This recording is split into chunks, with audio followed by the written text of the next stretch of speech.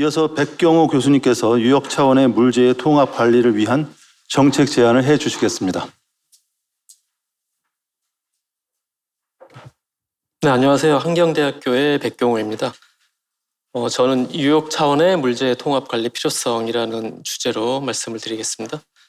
먼저 유역 물 관리의 중요성을 좀 말씀을 드리고 한강 유역에 좀 아쉬웠던 사례를 말씀을 드리고 이제 끝내도록 하겠습니다. 어떻게 보면 물 관리의 가장 상위법이라고 하면 21년도에 제정된 물관리 기본법이라고 할 수 있겠습니다. 물관리 기본법에는 물관리 원칙들을 12가지로 다음과 같이 얘기하고 있는데 특히 이제 네 번째로 이 유역별 물관리에 대해서 나와 있죠. 그래서 물 이용뿐만 아니라 가뭄, 홍수 등으로 발생하는 재해 예방을 위해서도 유역 단위로 관리를 하는 걸 원칙으로 한다. 뭐 이런 게 나와 있습니다. 그래서 이 물관리 기본법의 통과 이후로 이제 각종 이제 위원회들이 생겼죠. 이 위원회들은 어떻게 보면 이제 거버넌스를 좀 지향한다라고 얘기할 수가 있겠습니다. 뭐 잘 아시다시피 가장 상위 위원회는 국가물관리위원회가 있고요. 그 아래에 4대강 유역 물관리위원회들이 있습니다. 이제 좀 한강에 대해서 일단 잠깐 보여드리는 건데, 보시다시피 뭐 위촉위원이, 민관위원이 22명이 있는 것처럼 어떻게 보면 이제 가버넌스 기본이라고 얘기할 수가 있겠습니다. 자, 그런데 이 물관리 기본법의 취지는 사실 지금까지 있었던 탑다운식의 어떤 정책이 아니고 바텀업식의 정책을 하기 위해서 만들어지지 않았나라고 이제 평가를 할 수가 있겠습니다. 그렇게 본다면 사실은 국가물관리위원회는 어떻게 보면 아래로부터 올라오는 계획들에 대해서 한 심의 정도를 수행한다고 생각할 수 있고, 실질적으로 유역의 어떤 중요한 물관리 정책들에 대해서는 유역물관리위원회가 모든 걸 만들고 또 집행을 해야 된다라는 게 어떻게 보면 물관리 기본법의 기본 구조다라고 할 수가 있겠습니다. 특히 한강유역물관리위원회의 경우에는 이건 1기를 말씀드리는 건데, 제가 1기 위원회여가지고 그때는 보다 더 많은 이제 소통을 위해서 소통위원회라는 것도 하나를 더 뒀고요. 그래서 유역물관리위원회가 하는 일을 보면 이제 유역물관리 종합계획을 수립을 하고 뭐 기타 여러 가지 일들을 하게 됩니다. 그래서 이 물관리 종합계획이라는 유역물관리 종합계획이라는 게 이제 매우 중요할 수가 있는데요. 그러면 그 물관리 기본법에서 물관리 종합계획은 어떤 내용이 수록이 되어 있는가라는 걸 또 이렇게 규정을 하고 있습니다. 가장 중요한 뭐 수자원의 이용 공급부터 해서 가뭄 홍수들의 이제 재해 경감 등 그 유역에서 벌어지는 어쨌든 모든 뭐 수질, 수생태, 물환경 모든 것들을 다 이제 관리하는 계획들을 이제 실질 계획을 여기서 짜야 되는 거죠.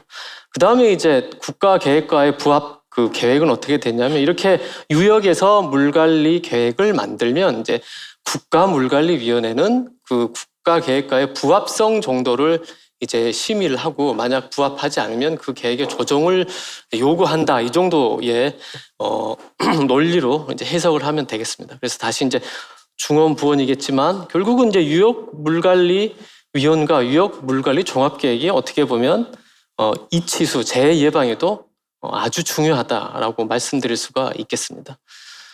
특히 이제 아직 한강유역 물관리 종합계획이 아직 뭐 고시된 것 같지는 않은데, 이게 이제 22년도 안을 보면 여기도 나와 있듯이 중앙정부가 주도하는 하향식 물관리 체계, 즉 탑다운 체계의 변화와 유역 특성을 기반으로 한 상향식 접근, 즉 이제 말씀드렸던 바텀업의 접근을 조화시켜서 물관리 체계의 완성된 형태를 이제 추구한다라는 게 이제 한강유역 물관리 종합계획의 필요성이었습니다. 또한 이제 앞에서도 말씀이 나오긴 했는데, 이런 통합 물관리 매우 필요하죠.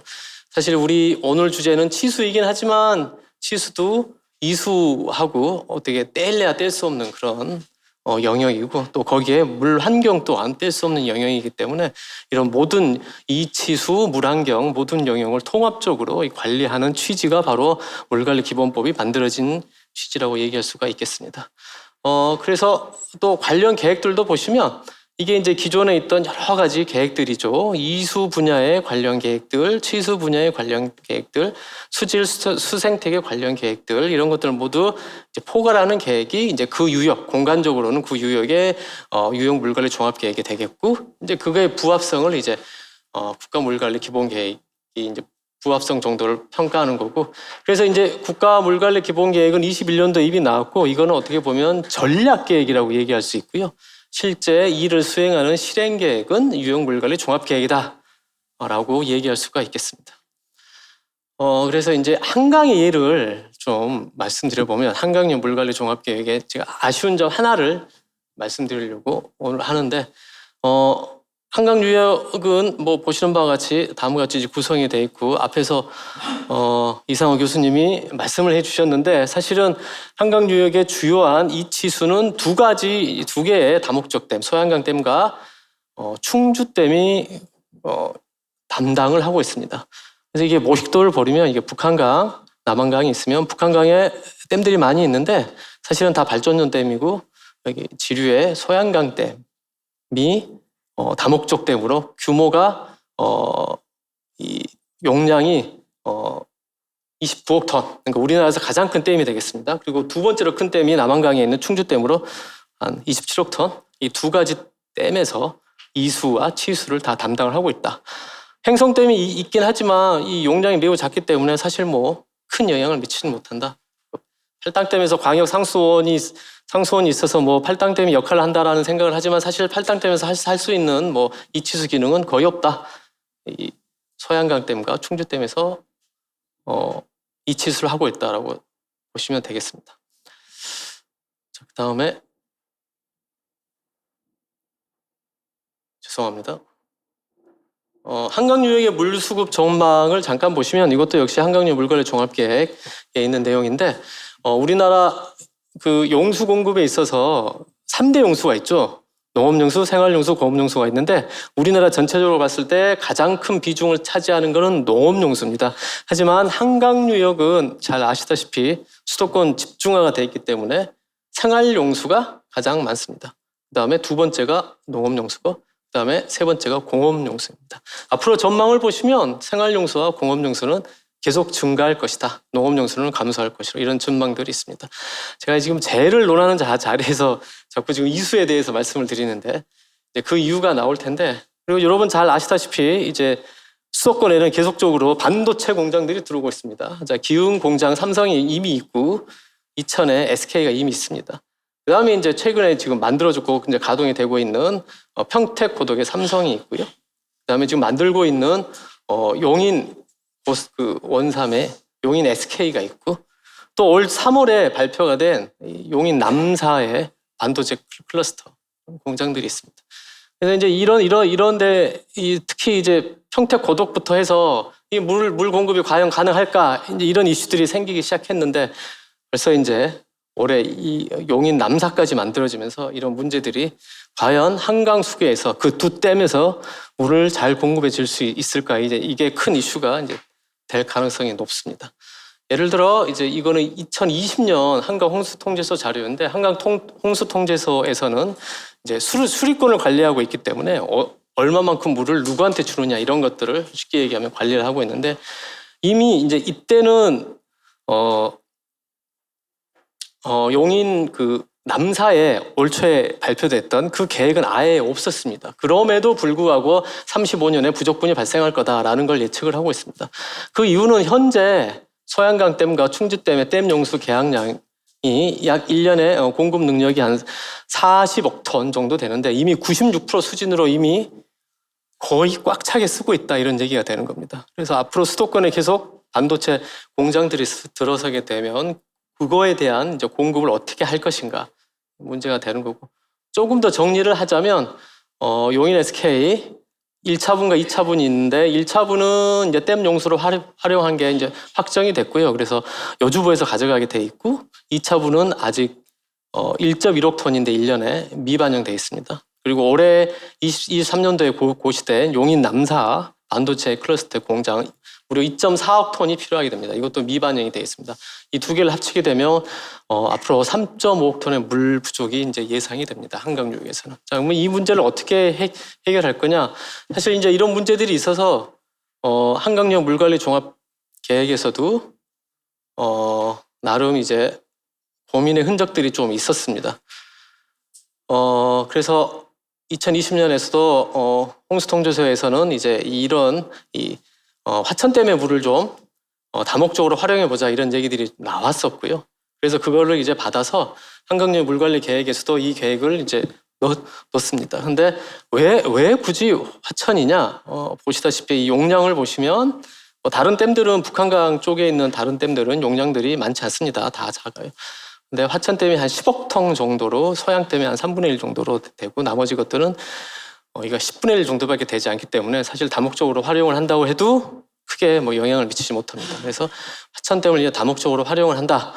물론 화천댐은 지금 그 한수원 소유권이 산자부 것이기 때문에 만약 이거를 다목적 댐화하면은 다시 환경부로 소유권 이전이 되고 그렇게 되면 또 극심한 또 그 사회적 좀 갈등 양상이 있기 때문에 당장은 소유권 이전보다는 다목적으로 운영을 한다. 이런 식으로 계획을 만들었습니다. 그래서 이거는 작년 3월에 공청회를 했죠. 모든 계획에는 공청회가 필요하고 3월에 공청회를 했습니다. 그래서 그 버전을 제가 이제 보여드리려고 하는데, 그래서 한강유역 물관리 종합계획은 분야별로, 유역별로 추진 전략 및 과제를 이렇게 만들었고요. 특히 이제 유역별 계획을 보시면 이제 그 얘기가 나와 있습니다. 아무래도 한강유역에는 물이 좀 부족할 것 같아서 북한강 댐에 특히 그 화천댐을 다목적으로 좀 사용해 본다. 그 다음에 더 중요한 거는 거기에 연계가 돼서 지금 남한강, 갑자기 북한강 얘기를 하다가 남한강 홍수 조절 능력 추가 확보라는 말이 나옵니다. 이게 무슨 얘기냐 하면 사실은 지금까지 이 남한강에 충주댐 하나만 가지고서는 홍수 조절에 조금 어려움이 있을 거다라는 의견들이 좀 있습니다. 그래서 나왔던 게 2000년에 동강댐이었고요. 그 동강댐은 우리나라 최초로 이제 댐 계획이 취소된 어떻게 보면 기념비적인 사례였죠. 그 다음에 이제 그렇기 때문에 여전히 그런 의견들이 있어서 남한강 쪽에 취수 능력을 확대해야 될 필요성이 있습니다. 그래서 이제 그걸 반영을 어떻게 했냐면 이제 충주댐의 홍수기 제한 수위를 조정을 해서 남한강 홍수 조절 능력을 향상시키겠다 이런 얘기가 되겠습니다. 홍수기 제한 수위를 조정한다는 얘기는 무슨 얘기냐면 이수 능력을 줄이고 취수 용량을 늘리겠다 이런 얘기가 되겠습니다. 다목적 댐은 이수 능력과 취수 능력을 동시에 만족할 수는 없습니다. 모순적인 관계를 가지고 있어서 이수 용량을 늘리면 취수 용량이 줄고 취수 용량을 늘리면 이수 용량이 줄게 되는 그런 모순적인 관계를 가지고 있는데 홍수기 제한 수위를 낮춰서 홍수 조절 용량을 늘려보겠다라는 거였습니다. 그렇게 되면 남한강 쪽에서 충주댐에서 보내주던 용수가 부족해지지 않습니까? 그 부족해진 그 물량만큼을 화천댐을 다목적으로 이용을 해서 용수를 받아가겠다. 그래서 밸런스를 맞추겠다. 이게 당초의 한강유역 물관리 계획의 계획이었습니다.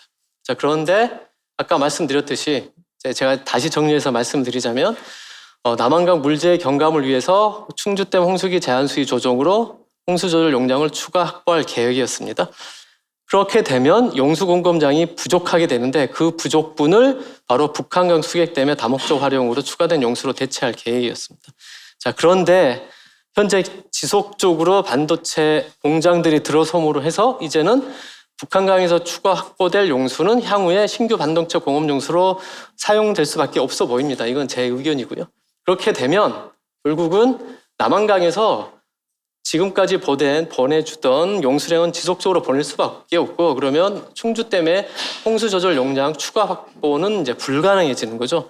그렇게 되면 결국 예상치 못한 한강 유역 내에 이 반도체 공장이라는 그리고 반도체 용수를 공급해야 된다는 그런 이유로 남한강 쪽의 재해저감 대책, 즉 충주댐의 홍수기 제한수를 낮춘다는 그게 바로 취수 능력을 증가시키고 재해를 저감시키는 대책인데 이 대책을 포기할 수밖에 없는 구조로 지금 가고 있습니다. 그래서 이제 보시는 바와 같이 지금 한강 예를 제가 말씀드린 이유는 이수와 취수는 연결이 돼 있고 한 유역 내에서 또 더 복잡하게 이렇게 굴러가기 때문에 사실은 다층적으로 이런 의사결정이 필요하다. 그래서 이제 또 어떤 문제의식이 있었냐 하면 그렇다면 수도권에 이렇게 아무 그 제한 없이 반도체 공장들이 들어와야 되느냐. 사실 이건 선후관계가 좀 틀렸다는 생각이 듭니다. 왜냐하면 일단은 반도체 공장이 들어서려면 물이 있어야 되는 거고요. 전력이 있어야 되는 거고요. 특히 이제 물만 따져서 본다면 한강 유역에서 그만큼의 물을 공급할 능력이 되느냐 이걸 먼저 따져보고 입지가 선정돼야 되는데 사실은 그렇지 않고 입지가 먼저 선정된 다음에 물을 만들어 보아라 이런 반대되는 그 방향으로 정책이 결정이 되고 있습니다. 이거는 물관리기본법에서 얘기하고 있는 가장 기본적인 패러다임인 바텀업과 완전히 반대되는 방향이라고 얘기할 수가 있겠죠. 탑다운식이 바로 이런 겁니다. 물론 반도체 공장이라는 게 우리나라를 앞으로 먹여 살릴 미래에 먹을거리라고는 하지만 그게 굳이 한강 유역에 들어와야 되는가? 이거는 다시 또 생각해볼 문제죠. 수자원이 더 여유가 있는 다른 유역에 낙동강이나 금강이나 섬진강이나 이런 데로 충분히 검토가 가능한 일인데 그런 건 없이 그냥 일단 입지가 선정된 다음에 이제 어떻게 만들어 보아라 이런 거였습니다. 그래서 이제 그런 문제 의식 하에 일기 한강유역 물관리위원회에서는 한강유역 물관리 종합 계획을 만들 때 바로 이제 대안으로서 이걸 얘기를 했죠.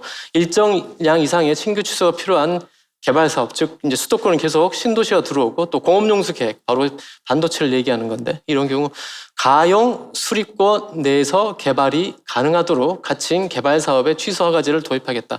즉 이제 이 취소 허가제를 하는 주체가 유효기가 될 수도 있고 어떤 게 될지는 잘 모르겠지만 어쨌든 유역 차원에서 개발 사업이 가능한지 안 한지 일단 물량을 따져보겠다. 그래서 이게 안 된다면 개발 사업을 취소할 수도 있다. 이런 제도를 만들려고 했습니다. 그게 바로 작년 3월 공청회 보전이 되겠습니다. 그런데 몇 달 후에 5월 달에 한강유역 환경청에서 이런 계획을 수정을 합니다. 어떻게 수정을 했냐면 똑같은 말의 마지막 가용 수립권 내에서 개발할 수 있도록 취소 영향 검토 이렇게. 그러니까 영향 검토하는 것과 취소 허가제는 완전히 다른 얘기죠. 어떤 힘을 갖고 있을 수 있느냐 없느냐. 그래서 이제 유역 차원에서 사실 물관리 기본법이라는 게 유역 차원에서 관리, 통합 관리, 그 다음에 바텀업 방식의 이런 어떤 몇 가지 패러다임을 가지고 만들어졌음에도 불구하고 가장 중요한 이걸 반영을 해야 될 물관리 기본 유역 물관리 종합계획에서 사실 가장 중요한 점이 삭제가 되고 놓치고 있어서 안타깝다라는 말씀을 드리면서 저는 이제 마지막 재원으로서 그래서 계속 제가 반복해서 말씀을 드리는 건데 이수와 치수는 사실 따로 분리할 수 없고 이제 조화를 이루는 유역 단위의 통합 물관리가 필요하고 탑다운 방식이 아닌 바텀업 방식의 유역 관리가 필요하다. 라는 말씀을 드리고 발제를 마치도록 하겠습니다. 고맙습니다.